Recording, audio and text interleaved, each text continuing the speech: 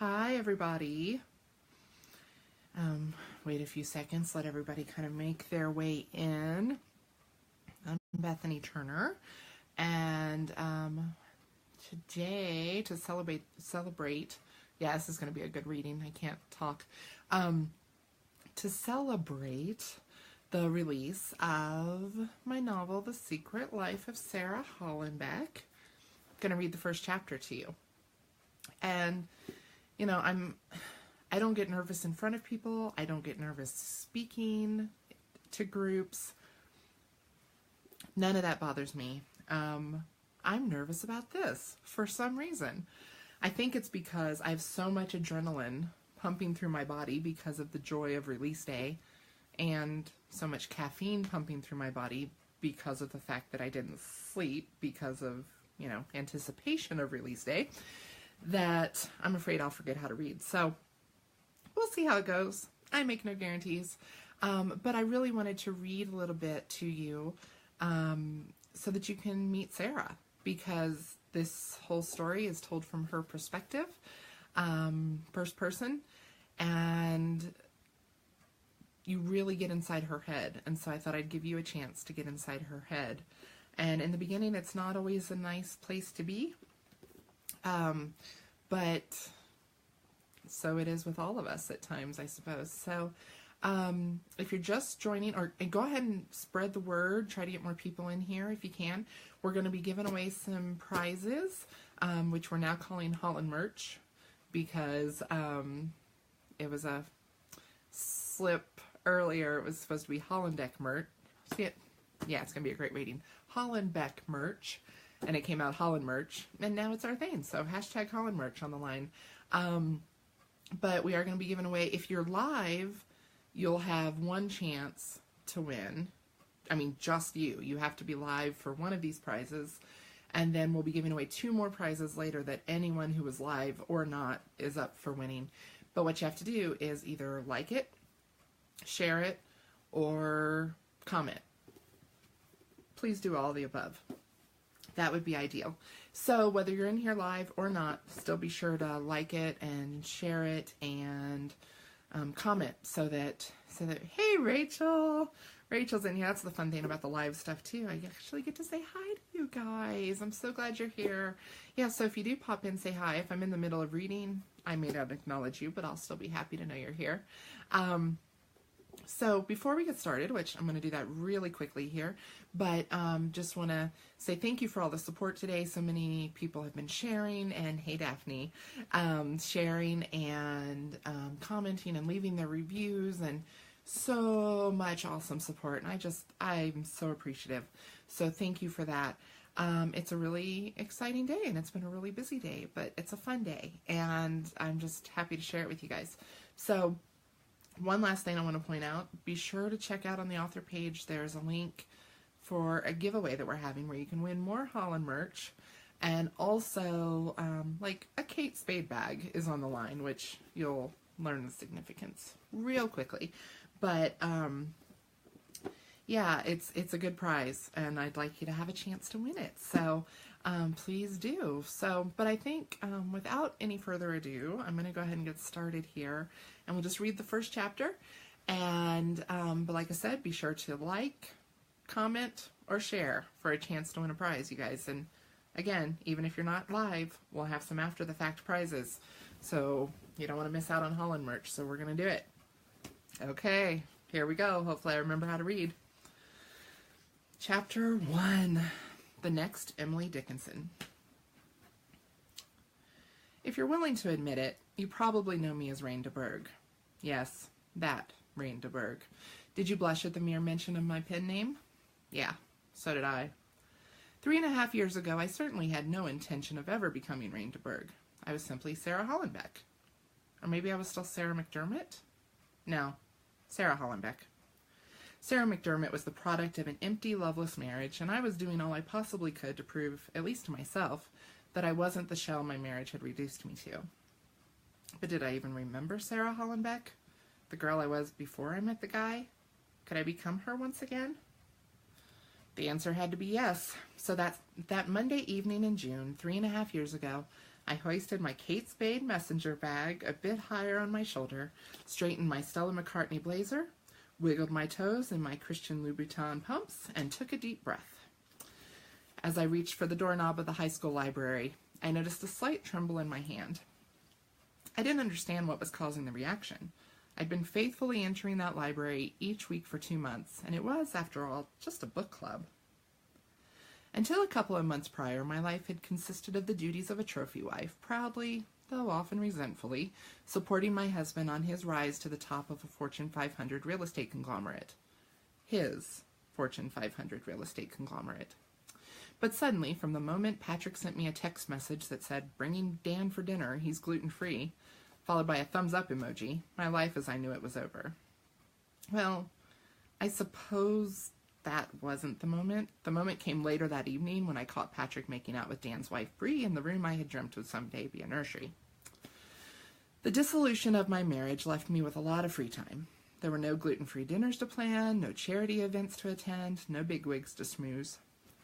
We had been together since high school, and while the last few years certainly hadn't been fulfilling or happy, I didn't recognize my life without Patrick by my side.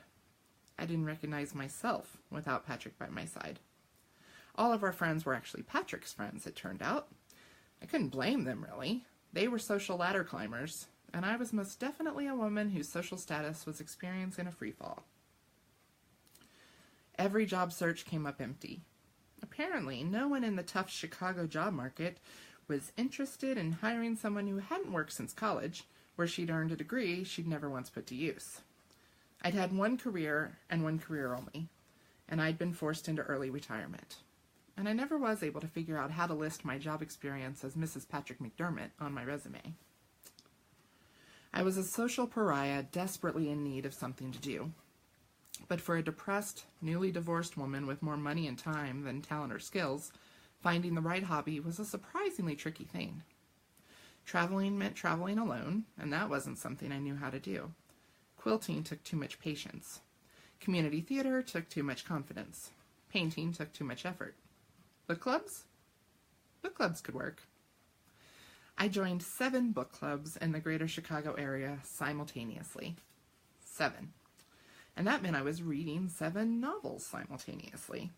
I thought that was the perfect solution. After all, doing that much reading, when would I have time to think about the shambles of my life? Yeah, that sounds good in theory. But every book reminded me of what I'd lost, or worse, what I'd never had. A fulfilling marriage, a life with someone who considered me his best friend. Children. Every book, from The Picture of Dorian Gray to Eat, Pray, Love, from Lord of the Rings to The Hunger Games, somehow reminded me of my misery. When my Dark American Romanticism book club started reading The Scarlet Letter, I knew I'd had all I could take. I quit all the book clubs except for the one on Monday night, because that was the one that met closest to my house. I decided that Monday night book club would be my primary hobby, an exclusive social circle. And I approached that social circle the only way I knew how, with all of the rules and safeguards that had been so necessary for self-preservation in the highfalutin world of the snobs and blue bloods, into which I had made every effort to feel as if I belonged. I would dress for success and speak only when I had something monumental and memorable to contribute. I would hide my scars and shortcomings and only put forth the most impressive version of myself. I would keep everyone at arm's length so that if I eventually fell out of favor with them, I would not be impacted. It'd be just like any other social gathering I had ever attended, apart from one striking difference. My last name was no longer McDermott, so I wouldn't be viewed as nothing more than an accessory from the moment I was introduced. And with all the extra time, once I had whittled the book club list down to 1, I would write a book of my own. Then I would be in control of the content. Then my emotions wouldn't be putty in the hands of authors who had probably written to escape their own misery, with nary a care given to the feelings of the miserable divorcee who would one day read their work while attempting to bury her pain beneath enough cheesecake to bestow diabetes upon a small village. I'd never written anything before, but I'd certainly done more than my fair share of reading. How hard could it be? My first attempt was a book of poetry. And while I waited for the call from the president asking me to accept the post of Poet Laureate of the United States, I decided it was time to share my gift with the world. Or at least the Monday Night Book Club. Though I couldn't ever remember their names, the ladies in that circle were, after all, my closest friends. I hadn't known them very long, and yes, our conversations had never plunged any deeper than whether we'd preferred Jim Caviezel as the Count of Monte Cristo or Jesus, but they were the constants in my life of upheaval, and I knew that our bond was true and indestructible. I'd been walking into that high school library every Monday evening for 2 months, but that first Monday evening in June was the beginning. That Monday evening represented a fresh start. That Monday evening was the first book club meeting of the rest of my life. "Excuse me." I raised my hand and smiled as the ladies began gathering their things to go, having exhausted all possible thoughts, feelings, and debates over Northanger Abbey. "If you could all spare just a few more moments of your time, if it's not too much to ask." I blinked sweetly, conveying humility so well in that tried and true manner I had watched Patrick employ for so many years. I rarely spoke in book club, so I wasn't surprised that everyone stopped in their tracks. "Of course, Sarah, what can we do for you?" asked the leader of the book club, whose name had slipped my mind. And by slipped my mind, I mean I hadn't bothered to learn it. "I value each and every opinion in this circle. You each present such witty and insightful views, and that, I believe, is what I, as a budding poet, need in order to develop my craft." I saw them take in my rehearsed speech, and they responded with enthusiastic support. Once I was fully convinced that they were the eager demographic I was seeking, I meekly proceeded. "You are all just the best. If no one would mind, may I?" I opened the leather-bound binder in my hands and pulled out the crisp linen stationery on which I had lovingly transcribed each poem by hand over the course of the past several days, and began to read. Lights flicker. Kerosene? Perhaps. The man in suede wishes me well, but I doubt his sincerity. Never you mind. Suede and kerosene, the two don't mix. Boom. I read poem after poem after poem, and, as expected, I was rewarded with stunned silence. They were clearly overcome with emotion and overwhelmed by the power of the lyric. I smiled at them all and gave them a moment to collect themselves. I cast my eyes downward, not wanting to impose upon their deeply intimate moment. "Thank you, Sarah," book club leader lady said after clearing her throat. "That was truly something." "Yeah, wow," random women in the circle said in unison. I was so very full of myself that I took it as true, sincere praise. "Thank you all so much," I beamed condescendingly. "It was an honor sharing my work with you." "I'm sorry," a woman I had never noticed before said softly. "Can I be honest? You want me to take over the book club? You think I'm the next Emily Dickinson? You're a Hollywood producer who wants to adapt Lavatory Purgatory for the screen?" "Of course," I smiled and gestured to indicate I would allow her to proceed. "Please." "Well, I don't want to be rude, but this group is about honest analysis of the quality of what people write, and it's also about the way what we read makes us feel. So I just have to say I have some issues with your poetry that I would be happy to elaborate on if you would allow me to do so." Convinced that she couldn't possibly be referencing anything more than a rhyme she didn't like, or, more likely, a long-buried emotion within herself that my words had unwittingly brought to the surface, I nodded that she had the floor. "Okay," she began, sitting up a little straighter. "I think there's a pretty decent chance that you've actually got some writing talent. But let's face it, poetry isn't where you need to be.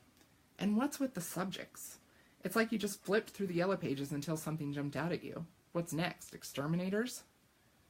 I looked down at the papers in my hand and sheepishly shuffled Insecticide Nuclear Winter to the bottom of the stack. The critic pressed on. "Look, I didn't feel any emotional connection to any of it, and that's fine. I don't feel any connection to Jane Austen either." Every other woman in the room gasped, which made her smile, I noticed. "But the problem is, I don't think you felt any emotional connection to any of it. That is what it is, I suppose, and if you're running from something or trying to avoid feeling, well, that's your decision. But please don't subject the rest of us to it." The others in the circle seemed not to breathe, anxious for and yet dreading my reply. I knew she was right. Of course I knew she was right. And that was the moment. The depression and the hole in my heart and the suffocating sadness couldn't be pushed to the background any longer. I started crying like in an old Looney Tunes cartoon, you know, where the tears shoot out horizontally with the force of a garden hose. Actually, I think it was kind of a combination of Looney Tunes and I Love Lucy, because I think I actually made that wah sound.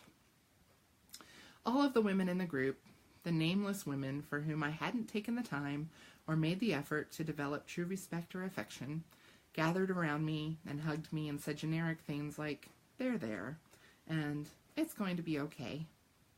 I was so touched by that moment. So much so that I told myself I was going to make brownies for them all and bring them to the next week's meeting. They may be the only thing I know how to bake, but my brownies really are amazing, so that was a big gesture for a social pariah allowing herself to feel again. And that is the end of chapter 1. So, thank you for, for sticking that out. If you did, I hope that if you haven't already read the book, maybe you're interested enough to want to know what happens next, and I would obviously be honored if you would check out the book. Thank you.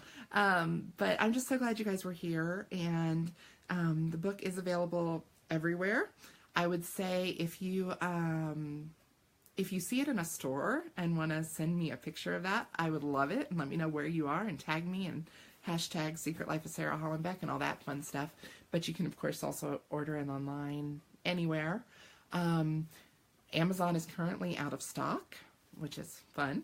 But they'll be back in stock on the 6th, so you can still do that. But without any further ado, I have to also pick a winner, which I've got this like generator thing. So let me really quick here see what we've got. And yeah, our winner is Rachel McDaniel. So Rachel, all you need to do is contact Ravel and tell them that you were the winner during my live reading, and they'll get that prize sent to you. But if you're not watching it live, still comment, still share, still like it, because there are going to be 2 more winners, and it could be someone who was watching live, and it could be someone who comes back and watches it later. So there's still Holland merch on the line. So thank you guys so much. I enjoyed that. I enjoyed sitting with you guys for a few minutes and doing that. So thank you for being here. Please feel free to share this around. In fact, I would love it if you did. And hopefully we'll get, some more people who maybe check out the story who might not have otherwise. So thank you for all your support. Have a good one. We'll talk later.